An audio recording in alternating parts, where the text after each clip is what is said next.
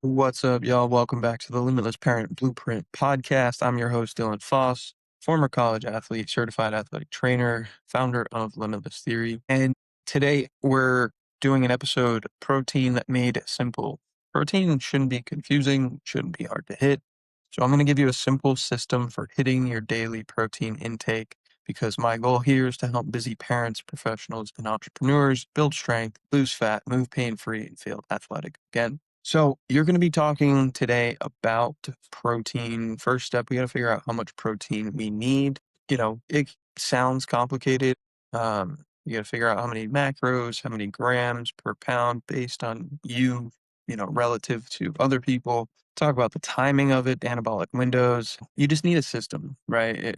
Watching all the videos on Instagram, TikTok, whatever it is, you're going to get confused. So there's 5 simple things we need to figure out: how much protein you actually need, how to spread it across your day, what that looks like in real meals, where snacks fit in, and how to fill in the gaps if needed. So, how much protein do you actually need? Let's simplify it. Most of you are probably under eating. A great minimum is to take your body weight in pounds. I weigh 175 pounds. It doesn't make it easy for math, but take 3/4 of that. Okay, 75% of 175 is, I don't know. Let's look at it. 175 times 0.75, 131. Okay, so I didn't know the specifics. I always know it's in the 130, 140 range. Is my minimum per day that I need to be eating in grams of protein. Now, 1 gram of protein per pound, 175 grams per day, would be great if, I was in a really anabolic, like, let's build muscle kind of situation, which most of the time we should be, right? At a bare minimum, that 75% of your body weight is a good baseline. So it all depends on where you are now on what I would tell you to do if you were my nutrition client. If you're only eating 70 grams of protein per day, well, I'm not going to tell you to double that and hit 140. I'm going to tell you basically that you need to hit 100 grams consistently for like 3 weeks, figure out what that looks like. And then we can start to figure out one more time during the day to add in 25 to 40 grams of protein. So it's consistency over perfection. If you only do it for 3 weeks and then you burn out because you went from 70 to 140 and then you're like, I can't sustain this. You didn't build a habit. You just tried to will your way there and it didn't work. Okay.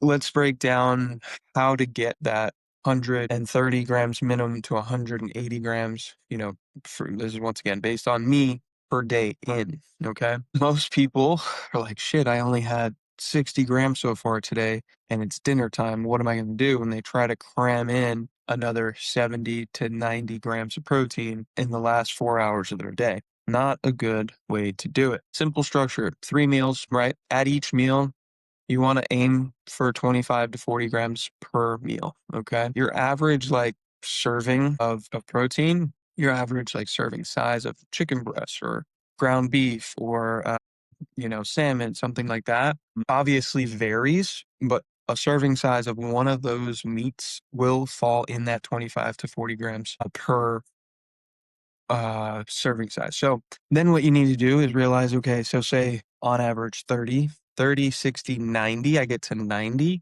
You're not even at 100 grams if you just eat enough at those, if you just eat one serving of protein at those 3 meals. Then we got to consider okay, well, what time do you usually work out at? Because that would tell us that you should maybe have more protein at lunch after your mid-morning workout. Maybe you work out first thing in the morning, and maybe you should aim to have about 50 grams of protein at breakfast instead of your normal 30. So then obviously if you get 30, 60, 90 on average at each meal, then you need to have 1 to 2 snacks. Those 1 to 2 snacks, obviously you should have anywhere from 20 to 30, maybe even depending on the snack, 40 grams of protein. So if you think about it, right, you did breakfast is 30 grams protein. You had, let's say, 4 eggs. That's 28 grams. Okay. Lunch, you had a nice, serving of ground beef. That's 40 grams. Dinner, you had 2 chicken breasts. That's like 40 to 50 grams. We're already at 100 and 120. 140, and then you add in 20 grams of protein at a snack, you're already at 150. Okay.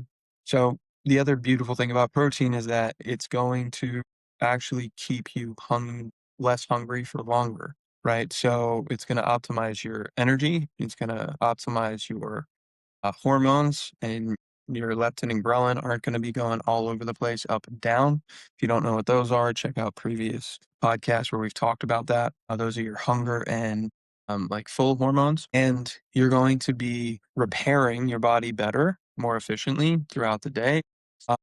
So if you are doing a good 30 to 40 grams of protein at every meal and during your 1 to 2 snacks, depending on, the lifestyle and what's going on with you specifically, then you 100% don't have to like perfect the timing. You're going to be just consistently getting enough protein. Once again, this is all relative to every person. I'm breaking it down mostly from my perspective to give you an idea of how I go about it. So if you're one of those people that's like not feeling like this is answering all the questions you have, then my Limitless 8-week nutrition program that you can literally buy for $99 and do it yourself. Or obviously there's coaching behind that as well. Eat a protein cheat sheet, done for you meal ideas, 85-page recipe book, and about 4 hours of simple, no BS education. It's broken down all the way from the quality of the food you eat to the supplementation you need to do if you have gaps. You don't have to guess. You can check it out in the show notes and apply there. I'll link that down below. So real meals, right? We talked a little bit about it, like 4, eggs or 2 chicken breasts, whatever. When you're making your meals, think protein first. Egg whites, eggs, Greek yogurts, even like beef sticks, venison sticks, chicken sticks, as long as they're good quality. Protein powder in a smoothie every morning was what I do on top of my eggs and whatever other, protein I might have. Lunch, think, chicken bowls and steak salads and turkey wraps and, some sort of like maybe think poke bowl of some sort with like salmon or tuna. Dinners, once again, like salmon and tuna are great options. You got, the basic like on a plate. You make some chicken thighs in the air fryer. You do some rice on the stovetop with some bone broth, and you do 2 veggies in the oven that you just bake, and there you go. Easy, no bullshit dinner. Ground beef, with potatoes on the side and broccoli and Brussels sprouts. There you go. You can build your plate around your protein and not around your carbs, not around your potato, not around your rice, not around your pasta. So think protein first when you're building your meals. And once again, you're going to build muscle more consistently throughout the day.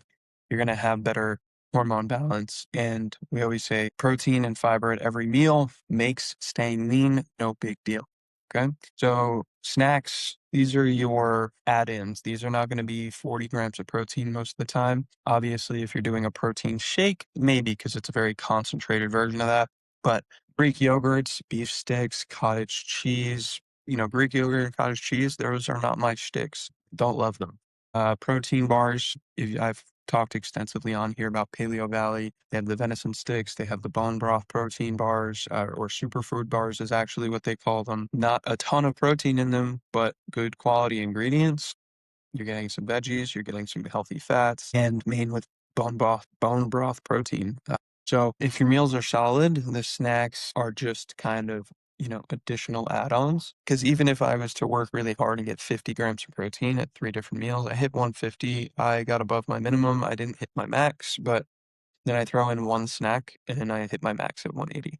Right. So bigger you are, the harder it is, but bigger you are, the more you eat. So um, there's like you should be able to fit more in your system, and your body should be able to use it more efficiently, assuming that you are working out and that extra size is muscle and not body fat.